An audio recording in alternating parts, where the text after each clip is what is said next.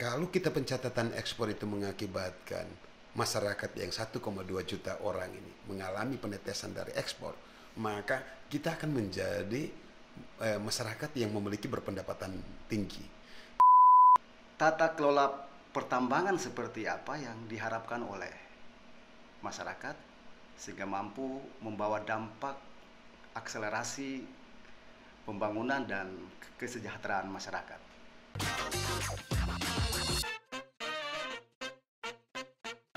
Kalau pasal 33 menyatakan bahwa tanah, bumi, air, dan kekayaan alam dimiliki oleh negara untuk kemakmuran, maka tanah itu ada tuannya. Saya bilangnya, tanah itu adalah milik masyarakat Lelilef yang karena kehidupannya datang karena Allah memberikan kenikmatan nikel. Maka tolong orang Lelilef adalah bagian dari investasi itu. Jangan rampas asetnya. Anda beli tanahnya, Anda miskinkan dia. Apa susahnya tanah itu diakui sebagai saham? Bayarlah generasinya, semakin dia hidup, semakin tanah naik, bayar dia makin besar. Semakin tanah naik, bayar dia makin besar. Maka 1000 generasi di dalam masyarakat Lelilef akan tumbuh bersama. Tapi kalau Anda rampas tanahnya, dia miskin besok.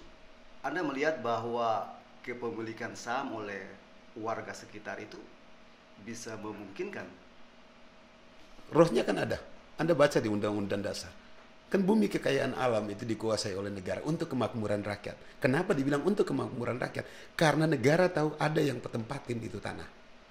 Ada orangnya di situ. Negara itu bukan orang, tetapi ada orang yang tinggal di situ. Bagaimana cara memakmurkannya dia? Jangan beli tanahnya. Akui dia sebagai saham. Bukankah begitu konsep kita berekonomi dalam pasal 33 yang ditransformasi ditulis oleh Hatta tentang ekonomi koperasi? Kenapa kita tidak lakukan? Kenapa kita menggunakan model-model kepemilikan korporasi yang kita ambil hak rakyat? Kita beli tanah dan dia besok dia tergeser dan di ujungnya dia terkapar. Lantas peran pemerintah untuk mengakomodasi hal-hal seperti itu, kenapa tidak sampai bisa Pemerintah yang tidak paham akan tidak akan melakukan. Pemerintah yang tidak paham tentang roh ekonominya. Akibatnya apa? Kita kehilangan lahan. Kita kehilangan resources yang paling kita cintai. Karena tanah ini tanah airku. Tidak bisa Anda jual. Kan bisa kan? Kalau saya membangun satu gedung ini, saya bilang, Bung Faisal, Anda bangun gedungnya, saya punya tanah, kita share ya. Dari total investasi yang 500 juta, saya diakui berapa juta? Kalau saya 100 juta, maka minimal saya sudah punya saham 20%. Saya akan mendapatkan dividen.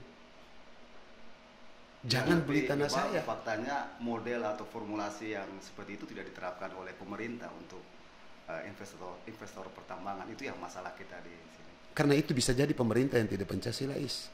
Kalau baca pasal 33 kan rohnya itu. Bumi, air, kekayaan alam dikuasai oleh negara untuk kemakmuran rakyat. Dikuasai agar kepemilikannya jangan lepas. Nah, kita tidak membeli semua itu. Bahkan bangga pakai tawar-tawar lagi. Begitu. Baru terus warganya dapat mobil, dapat bupatinya tepuk tangan. Kacau ini kita nih. Salah cara berpikir kita. Cara mengelola rakyat kita. Coba Anda renungkan itu. Oke, Pak Uta. Kalau kita bicara soal kehadiran IWIP, Pak Uta, IWIP ini kan disebut-sebut sebagai IWIP ini disebut-sebut sebagai industri terpadu pertama di dunia yang mengolah tambang dari mulut tambang menjadi produk jadi. Nah, misalnya menjadi baterai untuk kendaraan belum sampai jadi mobil dan besi baja. Ini investasi yang luar biasa. Tetapi kita tahu juga bahwa sampai kapan masyarakat bisa merasakan kemakmuran dengan adanya kekayaan alam yang dia miliki itu, Pak? Sampai dengan IWIP pada puncak entitas produksi dan rakyat miskin. Ketika rakyat kehilangan apa-apa. Bukan rakyat kaya atau tanpa senjata, tapi justru rakyat miskin. Kita punya potret kan ada. Tidak usah banyak. Pulau di depannya, GB. GB di periode 90-an, kata siapa GB tidak punya performance yang luar biasa? Anda potret sekarang GB. Itulah pola-pola investasi yang seperti itu. Yang mestinya dihentikan. Stop cara-cara yang seperti itu. Rakyat Maluku Utara cuma 1,2 juta kok. Masa kita tidak bisa ngelola secara baik? Kalau kita mau redistribusi pendapatan. Tapi pola-pola investasi itu bukan cuma ini. Nusa Halmahera juga begitu. Ada di Halten juga begitu. Di Halsel juga begitu. Dan saya prediksi besok akan ada lagi produk. Negeri ini terlalu kaya. Negeri ini waktu awal Allah bentuk saja, Allah sudah memberikan signal kepada dunia untuk memaksa Ratu Elizabeth II mencari negeri rempah. Itu pesan dunia. Sehingga saya meyakini negeri ini terlalu makmur. Tapi sayangnya faktanya jumlah penduduk miskin kita bertambah. Ini sesuatu yang sangat ironi, Pak. Selain jumlah kemiskinan yang meningkat oleh karena redistribusi pendapatan, kita juga mengalami ancaman generasi 10 tahun akan datang. 10 tahun sampai 15 tahun akan datang kita menghadapi yang namanya bonus demografi. Terjadi ledakan penduduk pada usia produktif. Tapi anak-anak kita kehilangan gizi buruk hari ini. Anda bisa membayangkan 10 tahun akan datang anak-anak yang gizi buruk itu dalam 20 tahun mereka menjadi pemain di dalamnya. Tetapi karena pertumbuhan otaknya rendah, mereka idiot pada periode itu. Siapa yang bisa kita harapkan? Maka saya ingin bilang kepada kepala daerah saya ini, termasuk gubernur, bupati, wali kota, tolong jangan wariskan kebodohan. Lindungilah anak-anak yang lahir hari ini, karena mereka adalah estafet pada 25 tahun akan datang. Kalau kita tidak perbaiki gizinya, kita tidak atasi kemiskinannya, mereka akan makin terkapar. Karena itu tolong jangan beli tanah mereka. Jangan beli aset mereka, biarkanlah mereka kelola. Kalau ada tambang di dalamnya, ajaklah mereka bersama menjadi pemilik. Bagian dari investasi. Karena investor itu datang bawa uang. Dia beli tanah. Bagaimana kalau tanah itu jadi investasi? Sehingga pemilik tanah adalah investor. Sehingga semua IWIP mestinya tidak dikuasai oleh Tiongkok. Tetapi di dalam investasi IWIP, sebagian persen adalah warga dari Halmahera Tengah. Indah rasanya ya. Sehingga ada pelaku investasi lokal. Nah, Pak Uta, ini kan kewenangan pertambangan diambil alih oleh pemerintah pusat dengan adanya Undang-Undang Omnibus Law Cipta Kerja ini. Nah, Anda melihat ada dampak apa untuk daerah ini? Kalau terkait dengan pergeseran, memang akan problemnya pada periode Undang-Undang 99, 2299 sampai dengan 32, kewenangannya itu ada di kabupaten kota. Seluruh bupati wali kota melakukan perdagangan terhadap perizinan. Maka sampai dengan keluar Undang-Undang 23 diamputasi kewenangan kabupaten kota. Dia pikir provinsi baik, alihkan ke provinsi per 23 2014. Dalam perjalanannya ternyata problem yang sama juga. Leadership problem. Karena itu Omni untuk mengatasi kesemrautan, ketidaksiapan orang menjadi kepala daerah, ketidakpahaman orang menjadi kepala daerah. Artinya bagi Anda ditariknya kewenangan pengolahan tambang langsung oleh pemerintah pusat ini karena pemerintah pusat melihat bahwa daerah memang tidak kapabel dalam pengurusan ini. Bahkan memperdagangkan perizinan. Maka saya setuju saja ditarik ke pusat. Tetapi ingat, di hubungan desentralisasi ada soal-soal yang perlu kita hadir, yang perlu kita pangkas itu. Sehingga tidak full power. Tidak full power pada dekonsentrasi fungsi. Tapi ada redistribusi yang kita sebut desentralisasi. Asas kita ada dua, dekonsentrasi dan desentralisasi. Kita serahkan dia sebagai fungsi dekonsentrasi, tetapi kita juga memainkan fungsi desentralisasi. Nah, itulah peran kekuatan gubernur, kekuatan bupati, wali kota. Tetapi bupati, wali kota, dan gubernur yang penakut itu akan cenderung tunduk. Padahal dia punya power.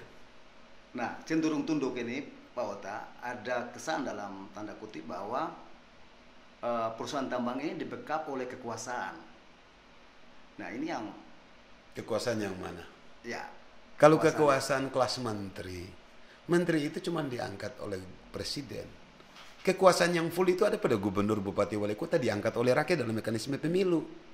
Menteri itu bisa diganti-ganti. Masa kita gubernur takut sama menteri? Konyol banget ini orang. faktanya begini Pak Ota. IWIP misalnya, lagi-lagi Ya. IWIP sebagai contoh ya Pak Ota, tidak membayar pajak air permukaan yang menjadi kewenangan provinsi. Artinya bahwa ya ada semacam anggapan bahwa ini tidak begitu penting kita membayar kewajiban pajak untuk daerah karena mungkin ada backup kekuasaan dari pusat mungkin. Karena itu dalam fungsi desentralisasi dia bisa menutup. Kenapa gubernur tidak berani menutup? Gubernur itu pejabat kuat penguasa daerah. Atas dasar kekuasaannya dia bisa buka tutup. Siapa yang backup dia? Kekuasaan. Nah, kekuasaan siapa? Gubernur punya kuasa. Masa gubernur di backup lagi sama kekuasaan? Kekuasaan negara. Kalau negara yang pegang siapa? Yang paling tinggi di atas gubernur itu presiden.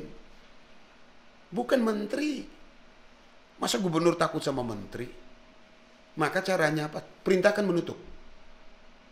Menutup kepada IWIP agar si menterinya datang. Mari kita saling lihat. Siapa punya power yang besar? Adu power dong kalau gubernur jago. Ya, tapi memang kalau soal pajak air permukaan ini ada keterangan dari Humas IWIP bahwa mereka bukan tidak mau membayar, tapi sementara menghitung. Mungkin hitungannya lagi rumit begitu. Kalau sementara menghitung, dan seperti sudah melakukan. Padahal izin permukaan itu sebelum memproses. Sudah salah kan? Kalau mau sementara menghitung, lalu pertama kenapa tidak lakukan? Tutup dulu. Kenapa dibiarkan?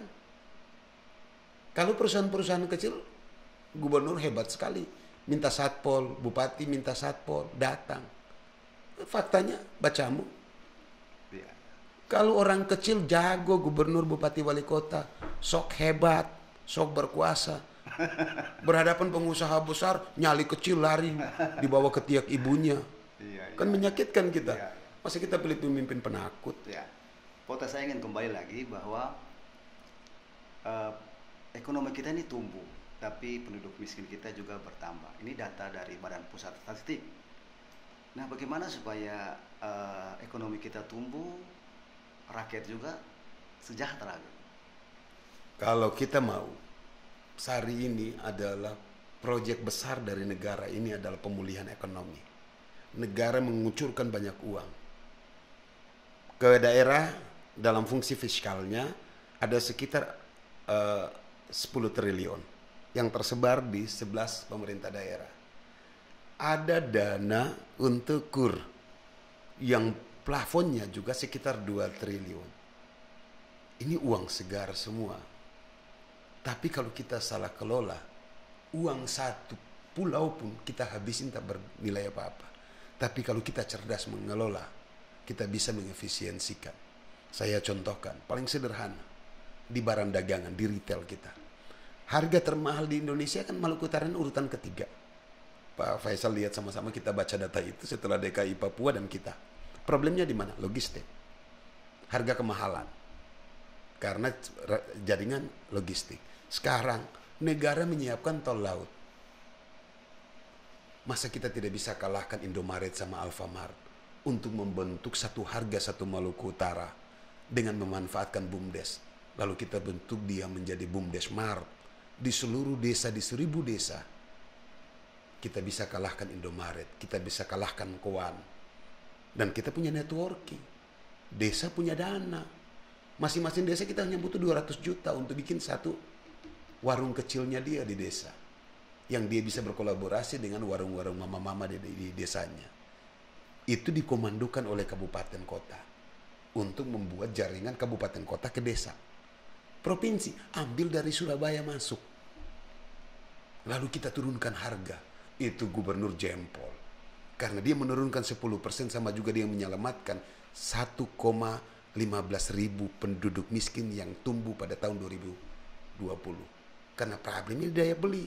Daya belinya problemnya kenapa? Karena kenaikan harga. Maka begitu potong harganya, rakyat akan kaya. Tidak masuk dalam jurang garis kemiskinan. Anda turunkan harga. Ini mungkin juga bukan saja soal pemahaman, tapi cara memotong harga itu mungkin belum diketahui oleh pemerintah begitu. Kalau cara memotong harga kan Anda harus punya warung. Kalau warung sebelah jual beras, Anda punya warung. Anda punya warung apa? BUMDes punya warung. Yang Anda subsidi transportasinya. Anda bisa bilang, BUMDes jangan naikkan harga kita. Saya mau ingin Maluku Utara satu harga. Mungkin kita punya jaringan tol laut sudah melewati 12 titik minus Ternate. Kalau Ternate katakan 20.000 per kontainer 12 feet. Tidore kan cuma 20 juta. Tidore kan cuma dapat 8 sampai 9 juta per kontainer 12 feet. Tidore dapat, Jailolo dapat, Galela dapat, Tobelo dapat, Morotai dapat, Maba, dan sebagian termasuk Weda dan daerah-daerah itu. Artinya ini mestinya lebih efisien. Masa kita tidak bisa menurunkan harga? Masa kita tidak bisa perang harga? Nah, kita punya fiskal. Nah, kalau itu yang dimainkan, saya kira dengan membuat impian saya bahwa mesti ada konsep tentang Maluku Utara satu harga. Dan sekarang ini saya lagi kerjakan di Morotai. Dengan Morotai Martnya, kami mau membuat Morotai satu harga. Pilot project ini saya berharap menjadi embrio untuk bisa mencita-citakan Maluku Utara satu harga. Berarti ada pilot project di Morotai. Sementara lagi digarap. Itu tanggapan pemerintah setempat atau respon dari pemerintah setempat? Respon dari pemerintah setempat.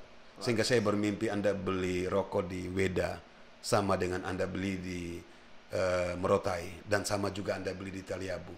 Sehingga tidak perlu orang Halmahera datang beli barang di sini untuk jual di Halmahera. Karena kita harga sama, kemana saja sama. Menjadi efisien, karena itu kemana-mana orang menjadi happy. Orang tidak perlu panik-panik. Karena di sana mahal dan kita harus bawa dari sini, tidak perlu. Iya. Karena di mana-mana kota Anda akan mendapatkan harga yang sama. Nah, saya berharap kalau gubernur mau menciptakan upaya pemulihan ekonomi mengentaskan kemiskinan, satu pintu utamanya, turunkan harga. Dan jika gubernur kita adalah seorang kiai, saya berharap Ramadan, menjelang Ramadan, jangan ada harga naik. Turunkan dia. Kalau tidak bisa turun, tolong jangan naik. Tapi saya melihat gejala Ramadan bakalan naik. Iya Pak Ota. Freeport itu berdiri di Papua atau beroperasi di Papua itu 1967. Artinya sudah setengah abad lebih berada di Papua. Tapi rakyat Papua sampai saat ini juga masih bersuara tentang ketidakadilan dan kemiskinan. Apakah di Maluku Utara ini untuk rakyatnya bisa sejahtera dengan mengandalkan kekayaan alam, misalnya tambang, itu butuh waktu berabad-abad atau waktu panjang untuk bisa sejahtera? Papua ketimpangan yang mengakibatkan Papua teriak. Aceh teriak juga karena ketimpangan. Maka menjaga keindonesiaan adalah mengurangi ketimpangan. Semakin melebar ketimpangan, maka yang keluar adalah gugatan. Nah, ini yang mesti dipikirkan oleh pemerintah nasional maupun lokal. Bagaimana menciptakan sebuah perekonomian yang tingkat ketimpangannya jangan terlalu melebar. Kalau dia semakin melebar, efeknya terlalu berat terhadap menjaga ketahanan kebangsaan kita, menjaga solidaritas antara anak bangsa. Kalau kita sama-sama dalam dataran yang sama-sama kaya, kita akan saling happy. Kalau kita sama-sama miskin, kita sama-sama prihatin. Kita tidak akan berantem. Tapi kalau ada satu terlalu kaya dan ada satu terlalu miskin, ujungnya adalah konflik. Nah, itulah fungsi kita. Maka menjaga keindonesiaan adalah menjaga keseimbangan. Dan saya kira itu misi utama bernegara kita. Jangan terlalu timpang. Sehingga kalau Anda angka ketimpangan di report oleh BPS, itu selalu saja kita harus plototin. Berapa sih angka kemiskinan bergerak? Berapa angka ketimpangan? Gap rasionya itu berapa? Kalau gap rasionya terlalu melebar, cepat lakukan penyesuaian. Fenomena itu maka yang kita juga lihat bagaimana kemampuan daya beli masyarakat kita. Kemampuan daya beli itu akan mempengaruhi kemampuan dia untuk mengkonsumsi. Kalau dia tidak kecukupan mengkonsumsi, efeknya terlalu berat. jumlah yang dia dapat dengan dia konsumsi tidak seimbang, itu terlalu berisiko. Nah, selain kemiskinan, saya juga biasa memantau tentang Gini rasio. Saya perlu juga memantau pergerakan harga untuk inflasi. Saya juga biasa memantau nilai tukar petani. Walaupun kemarin saya happy di harga kopra. Waktu kuartal 1 masih ada di 3 ribuan, sampai dengan kuartal 4 sudah ada di 11. Nah, ini juga membaik, tetapi kecenderungannya sudah mulai turun. Fenomena ini juga masih. Tetapi Anda tahu kemiskinan di Maluku Utara apa pengaruhnya? Selain beras, urutan keduanya adalah ikan tongkol. Di negeri yang kita sebut tentang lumbung ikan nasional, faktor kemiskinan dipengaruhi oleh ikan. Menyedihkan negeri ini. Begitu ya. Tapi pemerintahnya teriak tentang lumbung ikan nasional. Lumbung ikan nasional dari mana? Orang ikan tongkolnya mempengaruhi kemiskinan pada urutan kedua konsumsi. Dan yang paling menyedihkan urutan ketiga adalah rokok. Jadi beras, ikan tongkol, rokok. Rokok. Faktor yang paling mengakibatkan rakyat Maluku Utara miskin. Jumlah pendapatannya dia konsumsi untuk beras terlalu tinggi, tapi negerinya bukan negeri beras. Dia adalah negeri pupeda yang lahir dari sagu. Tidak hidup kembali sagu sebagai substitusi konsumsi. Di negeri ikan yang ikannya berlimpah. Faktor kemahalan diakibatkan dari tongkol. Dan yang menyedihkan, angka kematian tertinggi ada dari rokok. Ketiganya ini menyedihkan angka-angkanya. Nah, ini yang perlu terus mesti kita benahi. Di sektor perikanan kelihatan perlu ada grand strategi baru. Tidak usah terlalu teriak-teriak terhadap ikan lumbung ikan nasional. Penuhi aja konsumsi lokal. Permintaan terhadap pelagis kecil itu jauh lebih penting daripada memikirkan yang data-data yang kadang-kadang kedengarannya enak tapi isinya bobrok. Ya. Dan yang paling penting, mengembalikan hidupkan konsumsi lokal. Jangan terlalu bergantung kepada beras. Kita harus recovery kembali pola konsumsi masyarakat kita untuk menghidupkan kasbi dan pisang. Iya. Dengan menghidupkan pupeda atau kita sebut dengan makanan kobong itu mesti terus digiatkan. Dan saya kira pemerintah daerah harus memulai itu. Caranya apa? Setiap event acara pemerintah tidak perlu ada beras. Yang ada adalah kasbi, pisang, batata, amo. Karena itu yang dijual oleh rakyat Maluku Utara. Rakyat Maluku Utara tak pernah jual beras. Kalau ada jual beras, insya Allah itu migrasi dari Jawa yang ada di Subaim, ada di Kao, ada di Wairoro. Tetapi yang ada the real of local community itu ada di pisang. Maka makanlah pisang. Insya Allah Anda beli pada rakyat lokal, makanlah kasbi. Insya Allah beli lokal, amo akan datang dari Maitara, batata, itu yang the real. Daripada Anda makan beras yang datang dari Sulawesi Selatan, dari Jawa Timur. Akhirnya Anda lihat sendiri bawang topo tumbang kiri kanan dikalahkan sama bawang Surabaya. Oke Pak Ota, terima kasih banyak telah bersedia hadir di studio kami. Banyak hal yang menarik yang kita perbincangkan tadi. Kami berharap juga ke depan kita berbincang-bincang lagi, tentu dengan tema yang lebih menarik dan relevan untuk kepentingan publik. Terima kasih Pak Ota. Pemirsa, kita telah tiba di penghujung acara. Banyak hal yang sudah diperbincangkan tadi. Semoga perbincangan ini memberikan manfaat buat kita semua. Satu hal yang pasti, bahwa berbicara soal ekonomi dalam konteks bernegara, ukurannya hanya satu, yaitu kemakmuran rakyat.